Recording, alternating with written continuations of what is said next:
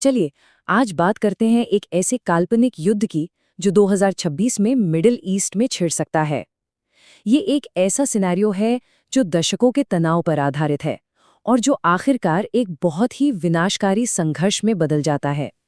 तो हम देखेंगे कि ये सब शुरू कैसे हुआ, फिर समझेंगे कि इसके ग्लोबल असर क्या हुए और आखिर में जानेंगे कि ये सब एक अनिश्चित सी सीज फायर पर कैसे आके रुकता है।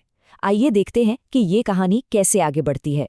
जरा सोचिए, साल है 2026, महीना फरवरी का। मिडिल ईस्ट एक बार फिर तबाही के मुहाने पर खड़ा है। हवा में एक अजीब सा तनाव है, ऐसा तनाव जो दशकों से धीरे धीरे बन रहा था। सबको पता था कि कुछ बहुत बुरा होने वाला है, पर कोई नहीं जानता था कि कब और कैसे। और जंग शुरू होने से ठीक पहले एक बहुत ही डरावनी चेतावनी गूंजती है। आज रात एक पूरी सभ्यता खत्म हो जाएगी। ये कोई खोखली धमकी नहीं थी, बल्कि आने वाली तबाही का एक बहुत ही साफ संकेत था। और फिर पूरी दुनिया ने जैसे अपनी सांसें थाम लीं। 28 फरवरी 2026 को, ठीक उसी वक्त जब शांति वार्ता की उम्मीदें की जा रही थीं, अमेरिका और इजराइल ने अचानक ईरान पर बड़े पैमाने पर हवाई हमले शुरू कर दिए, जिसने सबको हैरान कर दिया। हमलों का असर बहुत ही भयानक और फौरन देखने को मिला।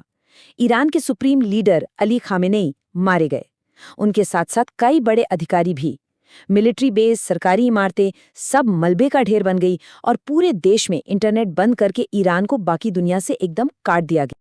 लेकिन सवाल ये है कि ये सब अचानक तो नहीं हुआ होगा, है ना? जी हाँ, इसकी जड़ें बहुत गहरी हैं, करीब 7 दशकों की दुश्मनी, शक और टकराव में। चलिए समझते हैं कि ये सब शुरू कैसे हुआ। इस अविश्वास की नींव तो दशकों पहले ही रख दी गई थी।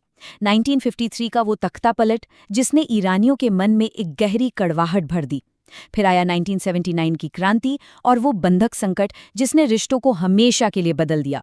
2015 की न्यूक्लियर डील से एक उम्मीद तो जगी थी, लेकिन 2018 में जब अमेरिका इससे बाहर हो गया तो तनाव फिर से आसमान छूने लगा। और ये सब जाकर खत्म हुआ 2025 के एक काल्पनिक 12 दिवसीय युद्ध पर। चलिए अब वापस 2026 की घटनाओं पर आते हैं। जंग के शुरुआती हफ्ते वो बेहद ही क्रूर और विनाशकारी थे। ऐसा लग रहा था जैसे दोनों तरफ से कोई भी पीछे हटने को तैयार नहीं था और पूरा इलाका जैसे आग की लपटों में घिर गया था। इस जंग में जाहिर है दोनों पक्षों ने अपने अपने ऑपरेशंस को कोड नेम दिए थे।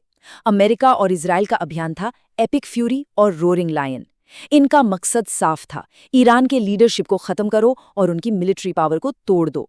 दूसरी तरफ ईरान का जवाब था ट्रू प्रॉमिस IV-4। ये दुनिया को एक पैगाम था कि वो भी चुपचाप बैठने वालों में से नहीं है। और ईरान का बदला बहुत तेज और बहुत बड़े पैमाने पर आया। उन्होंने सिर्फ इजराइल पर ही मिसाइलें नहीं दागी, बल्कि पूरे मिडिल ईस्ट में फैले अमेरिकी मिलिट्री बेसिस को भी निशाना बनाया। चाहे वो बहरीन हो, कुवैत हो या फिर UAE, कोई भी जगह महफूज नहीं थी। और तो और हिजबुल्लाह ने लेबनान से एक नया ही मोर्चा खोल दिया, जिससे हालात और भी बिगड़ गए। अब इस पूरे झगड़े के बीच में एक बहुत ही अहम जगह है, एक पतला सा समुद्री रास्ता जिसे कहते हैं हॉर्मुज़ जल डमरू मध्य। अब ये सिर्फ पानी का एक रास्ता नहीं है, ये समझिए कि दुनिया की एनर्जी सप्लाई की लाइफलाइन है। दुनिया का लगभग 20% तेल यहीं से होकर गुजरता है। सोचिए ये कितना जरूरी है। और यहीं पर ईरान ने अपना सबसे बड़ा दांव खेला। उन्होंने हॉर्मुज़ जलडमरू मध्य को बंद कर दिया। ये एक ऐसा कदम था जिसने एक झटके में पूरी दुनिया की अर्थव्यवस्था को हिलाकर रख दिया। दुनिया की तेल सप्लाई की नब्ज मानो काट दी गई थी। तो ये लड़ाई थी दो बहुत ही अलग तरह की फौजों के बीच। एक तरफ थी पारंपरिक मिलिट्री ताकत, तो दूसरी तरफ थी चालाकी भरी असमित रणनीति। तो चलिए देखते हैं कि कागज पर और जमीन पर ये दोनों एक दूसरे के सामने कैसे टिकते हैं। सबसे पहले जरा इन आंकड़ों पर एक नज़र डालिए, ये आपको चौंका देंगे। अमेरिका का डिफेंस बजट करीब करीब $895 मिलियन और ईरान का सिर्फ $15 बिलियन। मतलब जमीन आसमान का फर्क इनके मिलिट्री खर्च में। और ये फर्क आपको पारंपरिक हथियारों में भी साफ साफ दिखेगा। अमेरिका के पास सैनिक, लड़ाकू विमानों, एयरक्राफ्ट कैरियर्स की एक बहुत बड़ी फौज है। कागज पर तो ऐसा लगता है कि ये लड़ाई ईरान कभी जीत ही नहीं सकता, लेकिन जैसा कि हम आगे देखेंगे, कहानी सिर्फ इतनी ही नहीं है। ईरान अपनी पारंपरिक कमजोरियों की भरपाई अपनी असम्मित ताकतों से करता है। जैसे कि उनके पास हजारों बैलिस्टिक मिसाइलें हैं, उनके ड्रोन्स जैसे शहीद 136 काफी सस्ते हैं लेकिन बहुत ही घातक हैं। और सबसे बड़ी बात, उनका HHH प्रॉक्सी नेटवर्क यानी हिजबुल्लाह, हूती और हमास, जो पूरे रीजन में उनके दुश्मनों के लिए किसी बुरे सपने से कम नहीं है।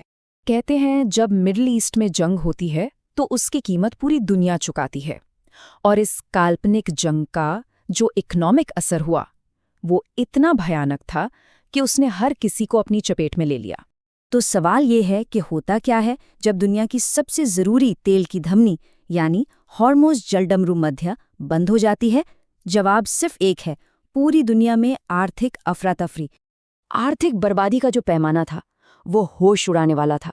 सिर्फ 1 महीने के अंदर ईरान को $1 ट्रिलियन तक का नुकसान हुआ, खाड़ी देशों को $120 बिलियन से ज्यादा का घाटा हुआ, और अमेरिका का शुरुआती खर्चा ही $18 बिलियन को पार कर गया। ये सिर्फ नंबर नहीं है, ये वो झटके हैं जो किसी भी इकोनॉमी को घुटनों पर ला सकते हैं। और दुनिया भर में आम लोगों के लिए इस संकट का मतलब था एक आंकड़ा, 40%। हॉर्मुज़ के बंद होते ही ग्लोबल ऑयल की कीमतों में ठीक इतनी ही बढ़ोतरी हुई। सोचिए, पेट्रोल पंप पर और हर चीज की लागत पर इसका क्या असर हुआ होगा। अगर इसे पर्सपेक्टिव में रखें तो ये 1970s के दशक के बाद से तेल सप्लाई में आई सबसे बड़ी रुकावट थी। इसने पूरी दुनिया में एक भयानक फ्यूल संकट खड़ा कर दिया, जिससे उन लंबी लंबी गैस लाइनों और आर्थिक मंदी की डरावनी यादें ताज़ा हो गई। अब इतनी तबाही के बाद दुनिया के बाकी देशों ने दखल देने की कोशिश की, और इसी कोशिश से एक ऐसा सीज़फायर हुआ जो इतना नाजुक था कि किसी भी पल टूट सकता था। पहले तो पाकिस्तान ने 8 अप्रैल को 2 हफ्तों के सीज़फायर की बात करवाई, लेकिन शांति की ये उम्मीदें बहुत जल्दी ही टूट गईं। जब बातचीत फेल हो गई तो अमेरिका ने ईरान की पूरी तरह से नौसैनिक नाकाबंदी का ऐलान करके टेंशन को और भी बढ़ा दिया। ये शांति नहीं थी, ये तो एक नए और शायद ज्यादा खतरनाक टकराव की आहट थी। तो हम इसी सवाल के साथ इसे खत्म करते हैं, क्या ये नाजुक शांति वाकई में इस जंग का अंत है, या फिर ये एक और बड़े और भी ज्यादा विनाशकारी संघर्ष की सिर्फ एक शुरुआत है? इस पूरे विश्लेषण से एक बात तो साफ है कि मिडिल ईस्ट में जंग की चिंगारी कभी पूरी तरह बुझती नहीं है, वो बस राख के नीचे सुलगती रहती है, सही मौके का इंतजार करती है।